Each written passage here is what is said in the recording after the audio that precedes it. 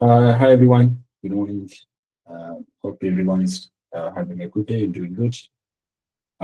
Today we're going to have the first section of the day, which is communicating insights from data, which is actually a very critical session that help us to also develop, like the technical skill that we need to communicate our findings that we got from, doing the technical stuff. So hope everyone's going to enjoy it. If you have any questions, please do ask as usual. Uh, yeah, let me share my screen. Can you see my screen? Okay, good. Yeah, okay, cool. So let's start.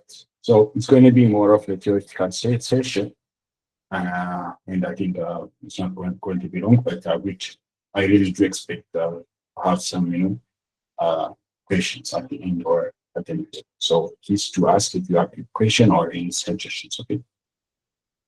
Okay. So how to communicate insights from the data? So having like doing the technical side, having the technical knowledge is just half of the pie. Like uh, communicating it or communicating your insights, what you have found, communicating it and having the impact that you need, or having the impact that it needs to have, is another skill or another half of the pie, which is what we're going to be discussing today.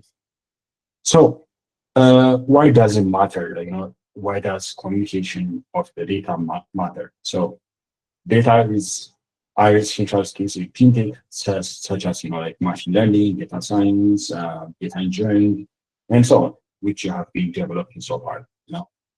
But these skills are only half of the pie or half of the pie. So insights are worthless if they are not understood. The impact from that comes from the communicating the insights effectively. So even if you have done a really good job with like identifying fraud, identifying like building a good model, or like doing it, is not does not mean it's going to have the impact that it needs to have or that it's supposed to have. So in order for it to have that impact, you have to communicate it uh, ways.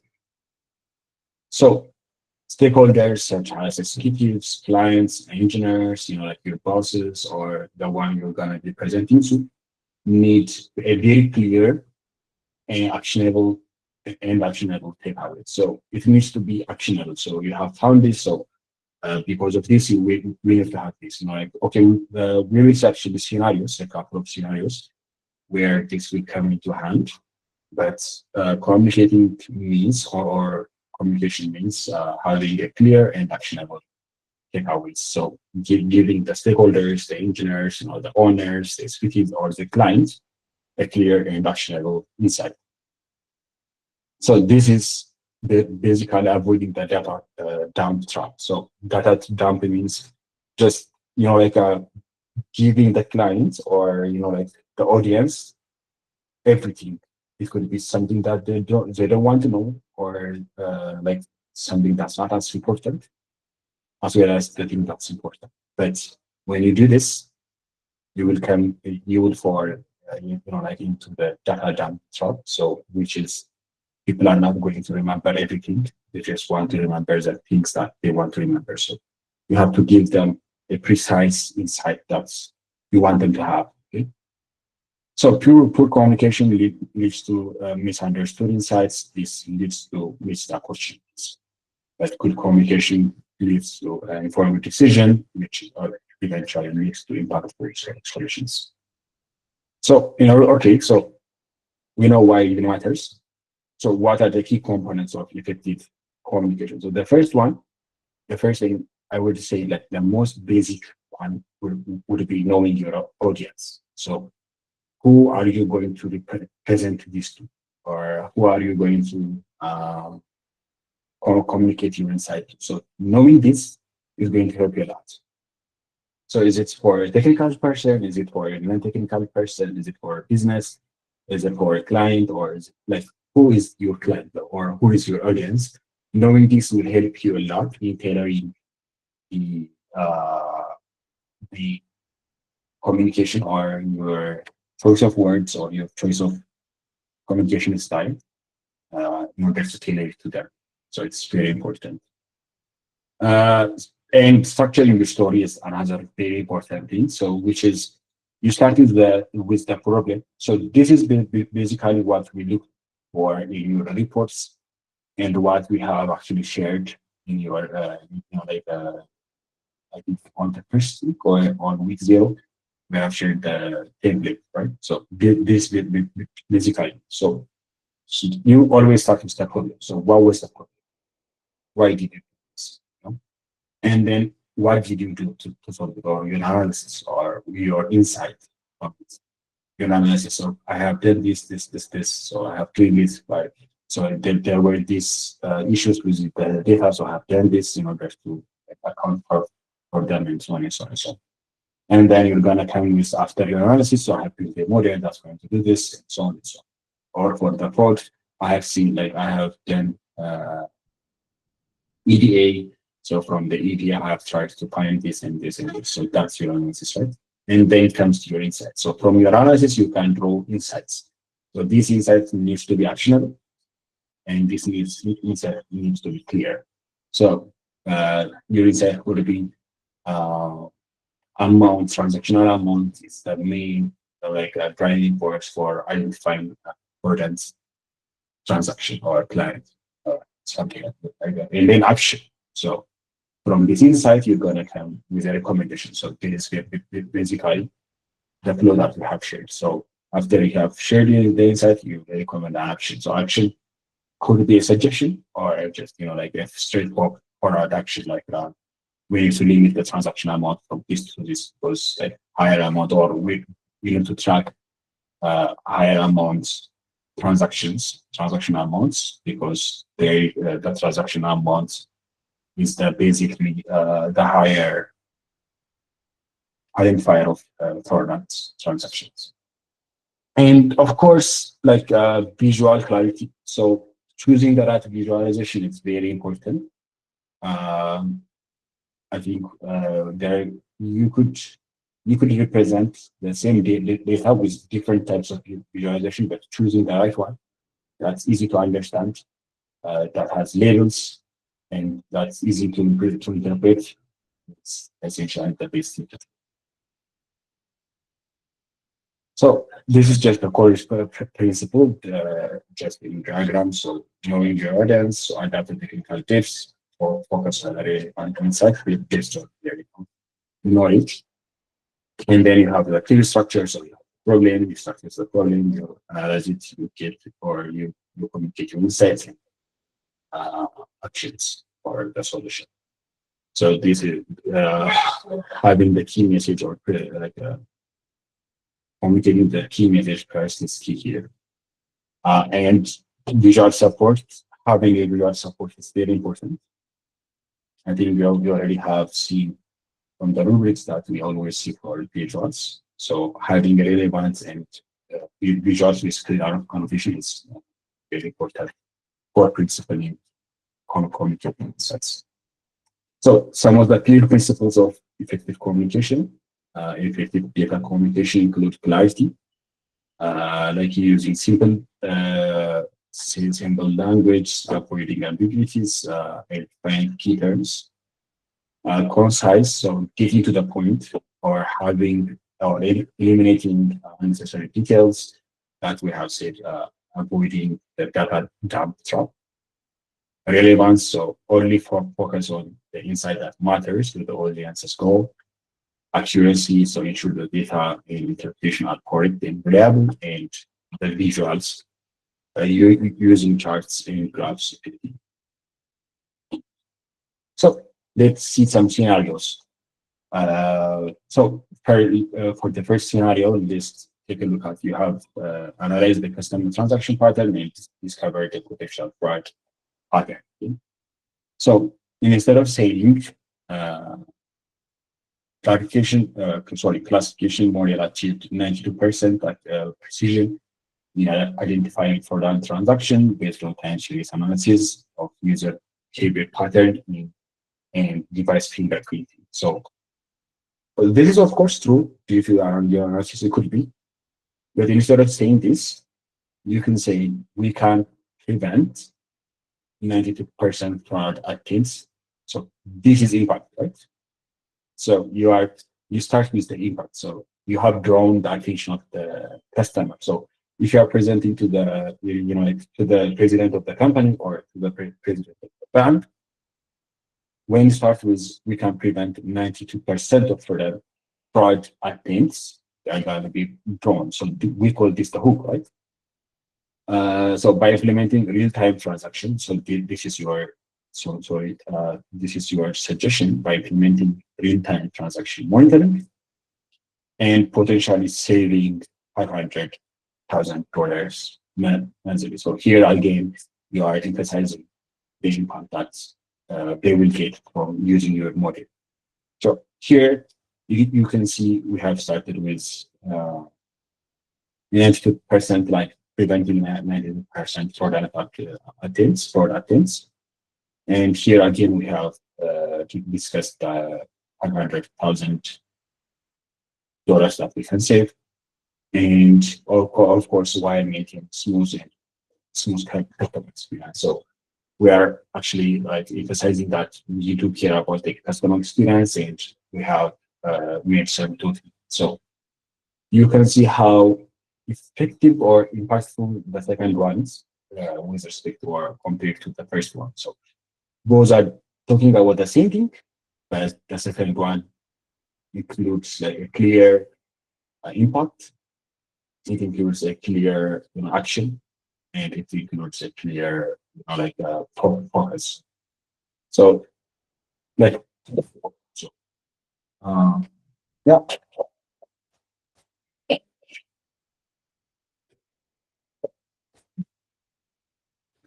About that. So structuring your data story is very good. So the first one is the hook. So the hook is very important for like engaging or connecting with your audience and like attracting their attention or getting their attention. So here, fraud costs huge the businesses around $20 billion annually. So this is going to be shocking, right? So they're going to be drawn to what you're going to say next.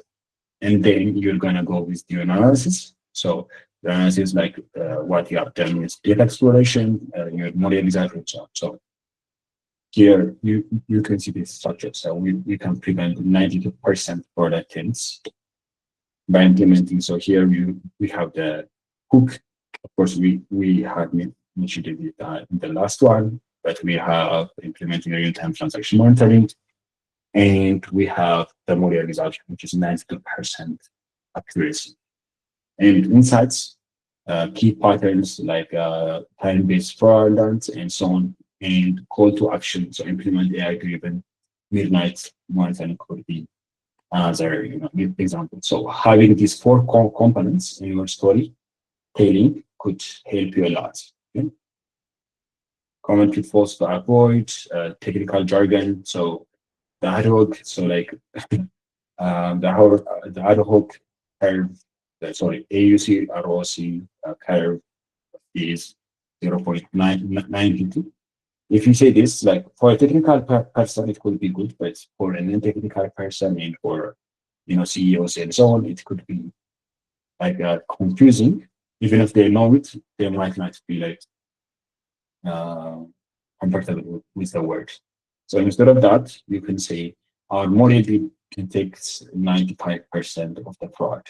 So this is very easy. So instead of using technical terms, you could use some really simple terms in order to communicate it easily.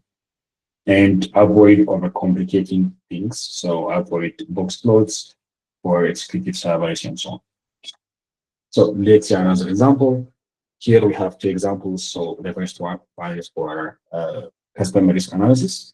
So instead of saying model, the model shows 85% accuracy in predicting defaults, like which is I think the project that we had last week or the week before, you can say our model can help prevent 2 million in potential loss by identifying 85% of the high risk loss before approval. So they are basically the same thing, but said with different tone and said with like a different structure,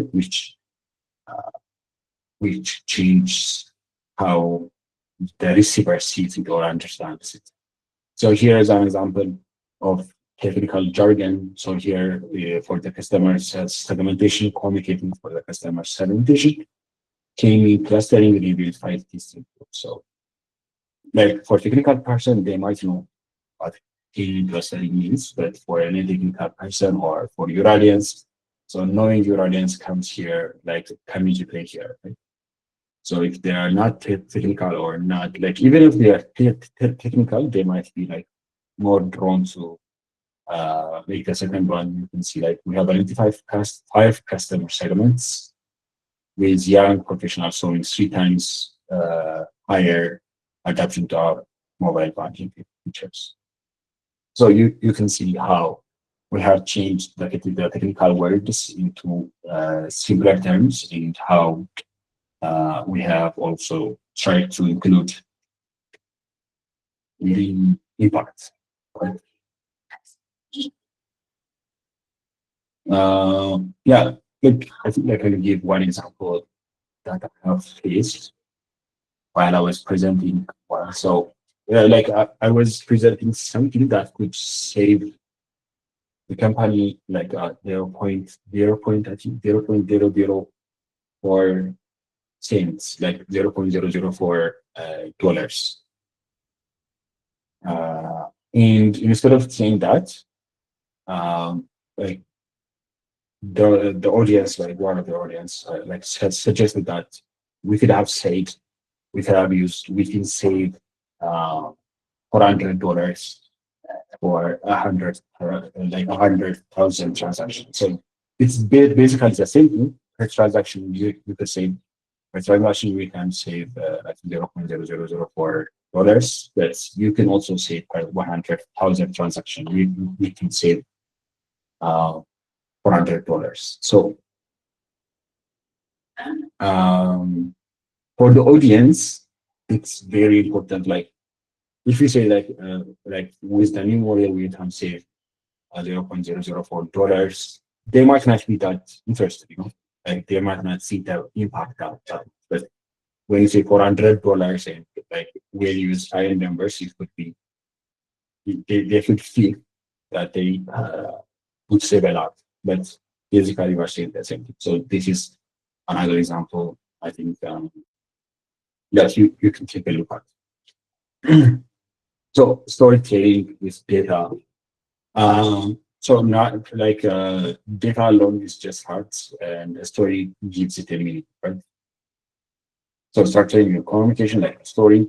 So you should have an introduction, so where you talk about the question, the problem that you have faced, or the problem at hand, not the problem that you have faced, but the problem at hand, the problem that you are trying to solve. And this will help you set the context, right?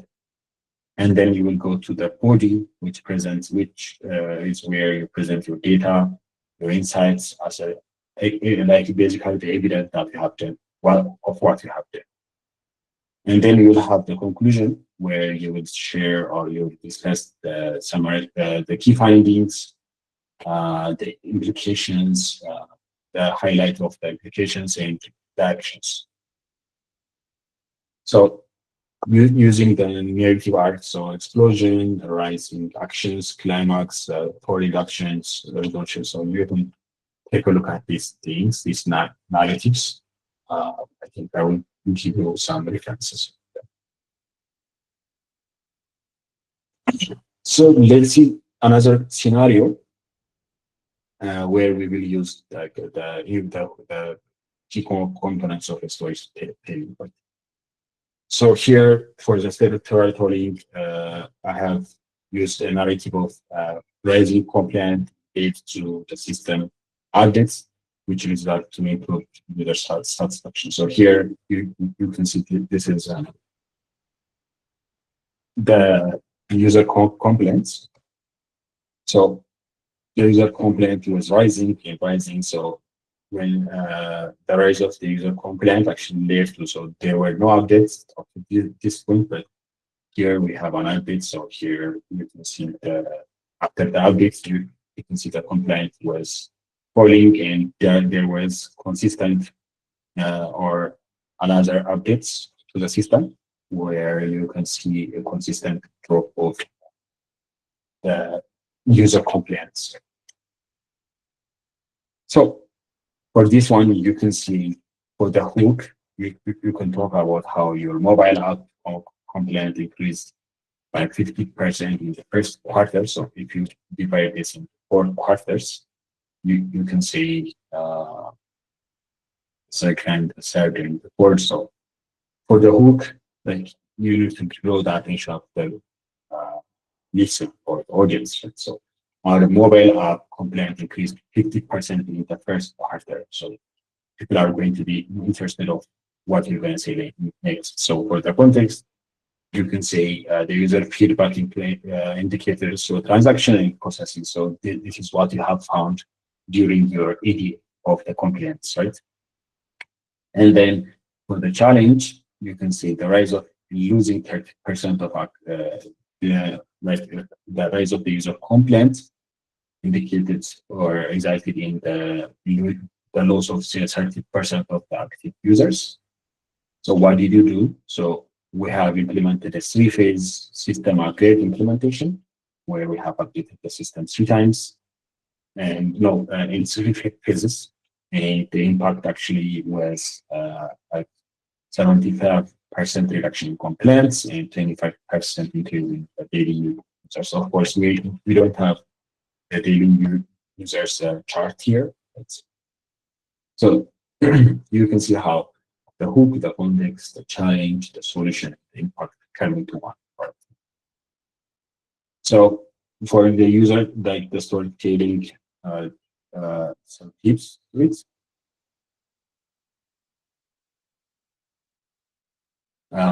So use like complete numbers strategically, use emotional connection, use the real impact, and show some peer cause and effect relationship. So here we can see how the rise of the user complaint triggered the 3-phase system update implementation.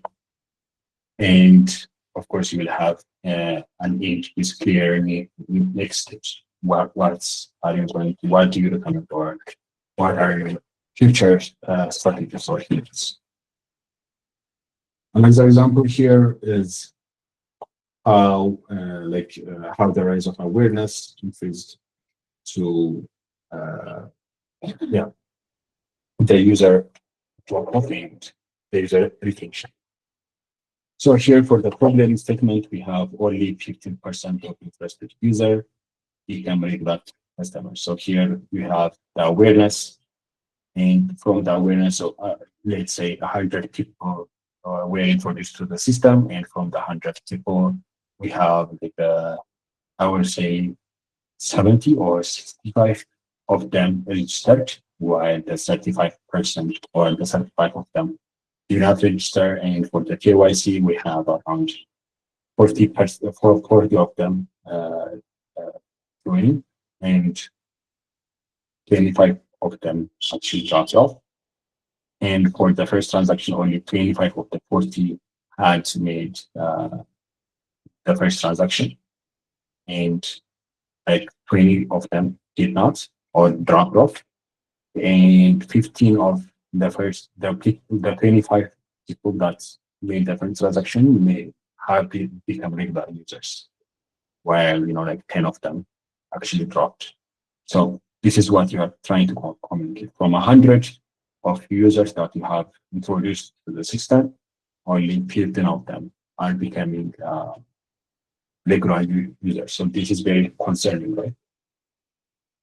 So only 15% of the interested users become regular customers. So from the key insight, you can see The highest drop-off occurs during KYC. So here is the highest drop-off in percentage. So uh, this is the process where the highest drop-off actually occurs. So why do a lot of people make or are dropping off after KYC? So here you can see the customer feedback shows 80% of them find the KYC or like the restriction to be too complex, or so the process to be more complex. And you have the biggest issue here is on the KYC stage.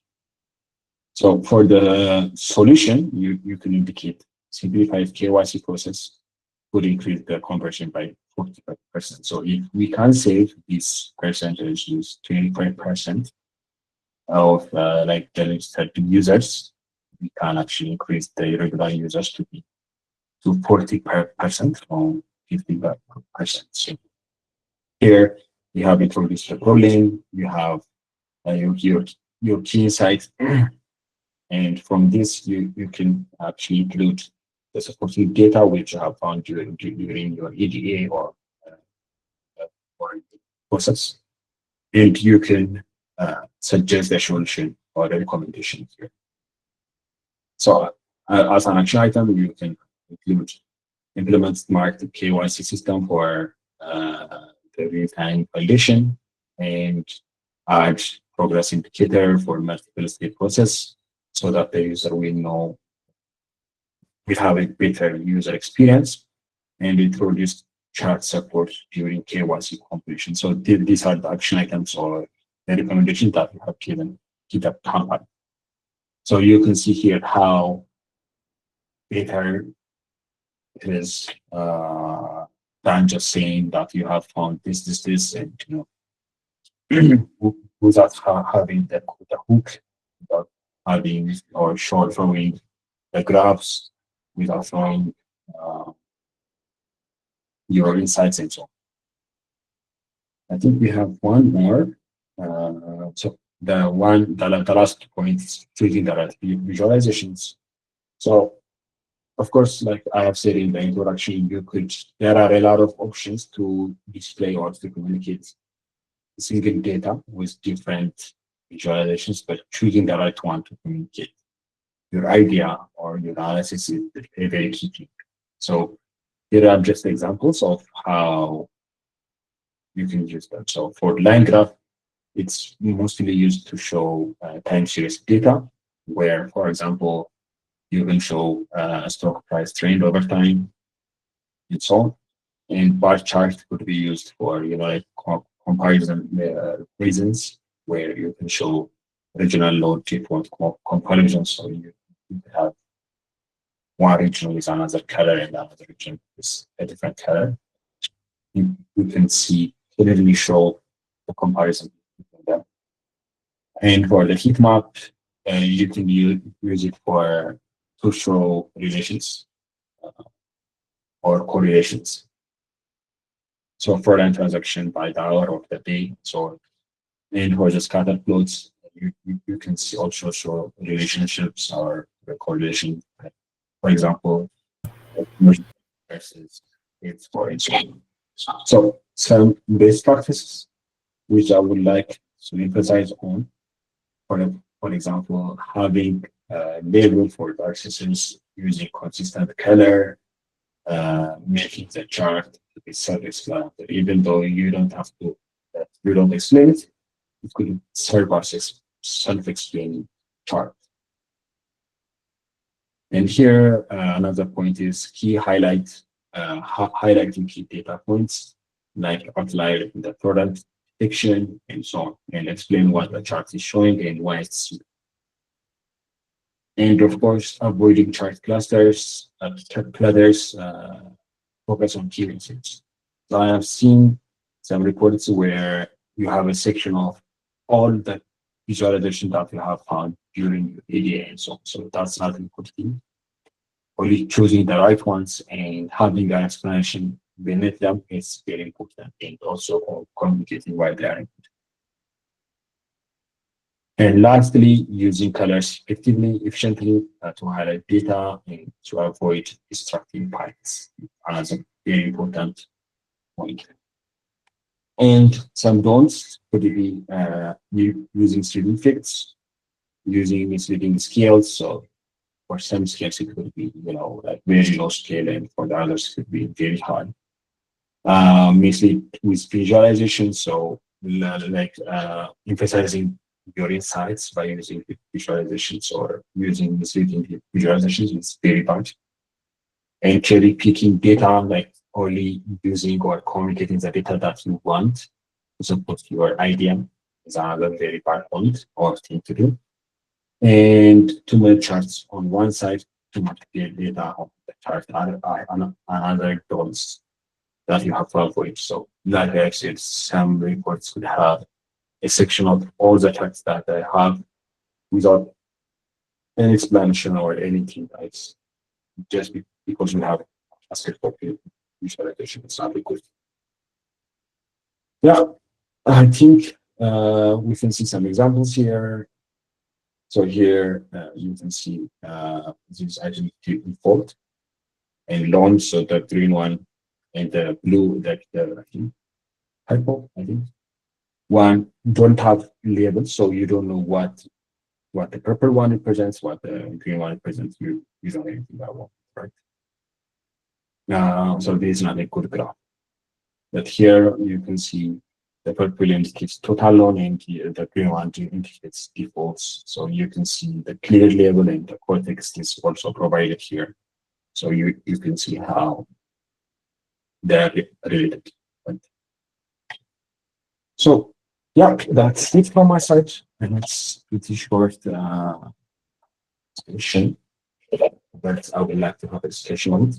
So if you have any questions, anything that's not clear, or if you have any suggestions or insights that you want to share, it could be from your experience in communicating insights. I would like to give the floor to you. So first, is it clear?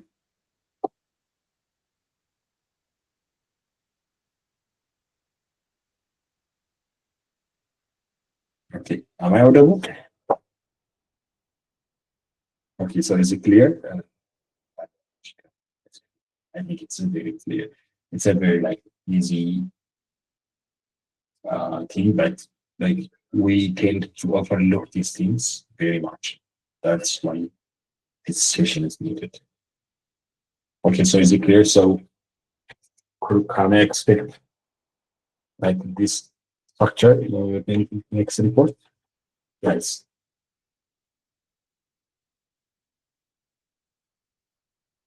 No, no one is going to integrate it or to use it.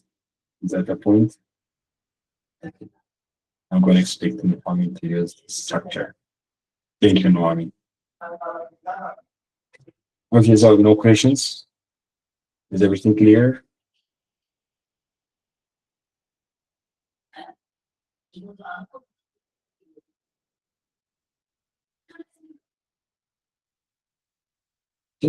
Um, think people are quiet this day today. So I'm gonna uh, take it as it's clear and it's a very like easy topic or easy to understand. So I'm gonna take it as it's easy. Thank you for joining, guys. Thank you for being a part of this session. I think we can end the session here. Thank you, guys. See you on Slack. Bye.